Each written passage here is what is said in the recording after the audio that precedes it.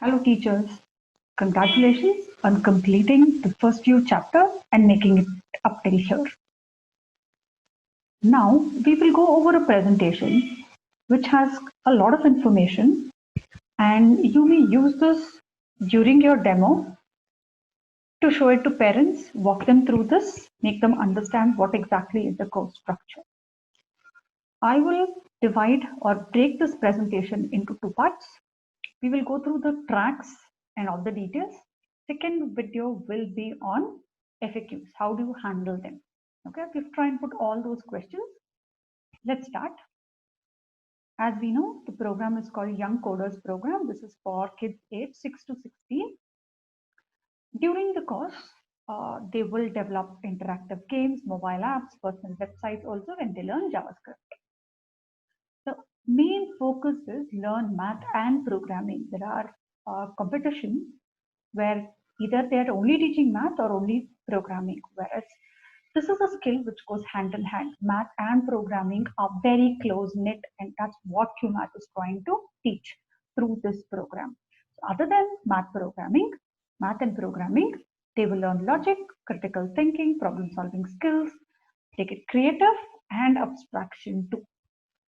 Moving on, we've tried to categorize coders into 4 different buckets. You can ignore the name of the companies, that's just to give you an idea. But when we say type 1, it's mostly they just have to replicate the code. Type 2 is where problem is defined and they need to give solution to it, which is not a big challenge actually. Type 3 programmers where the problem is vaguely defined, but it's quite new, does not exist in the market. They need to think through that.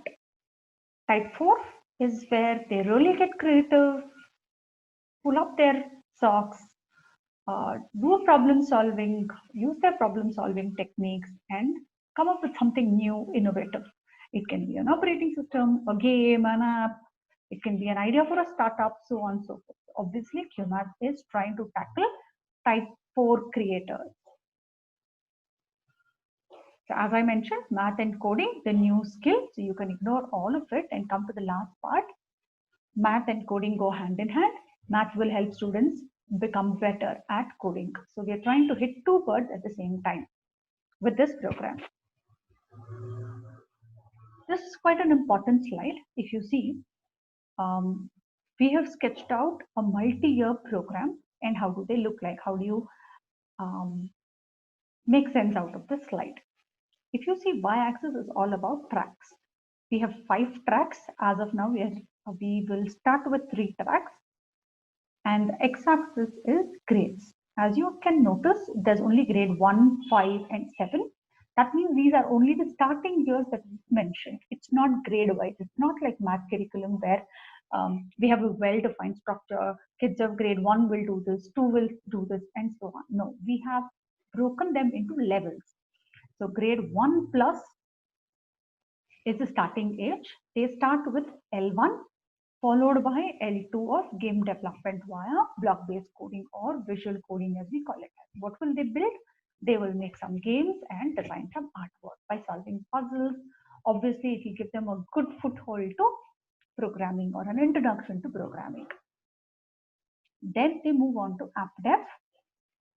If a child joins us at grade 5, we can directly take them to App Lab or Python also.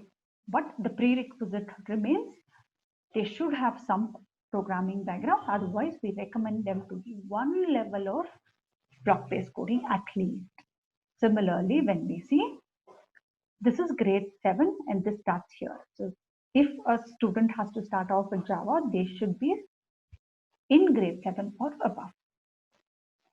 With coding experience only, we let them do it, but this is at a later stage. Let's focus on these 3 levels, track 1, track 2, and track 3. Let's look at that in further details now. We call that the junior program. That is the first 2 blocks, programming, that is the visual coding. Track 1, on an average, it takes around 40 hours. And what are they going to learn? Command sequence, for loops, events, nested loops. And towards the end, they will build a project something similar to this, may not be exactly the same. Track 2, again, 40 hours, but again, it's completely up to the child. If they're pretty fast, they're able to crack, they can move faster, or some kids may take longer. So that's a specialty with QMath, that it's completely personalized yet challenging for a child. Next, track 2 will be app development. There is basics and advanced. So every track has 2 levels. So student with coding experience can start at level 2 of block-based coding, will only come later, which we will inform. Next, moving on to, if a kid is grade 4 plus, they will not do 2 blocks of block-based coding. Instead, they'll just do the advanced level. That is level 2. Similarly, track 2, they can do level 2 directly, not level 1, and then move on to Python.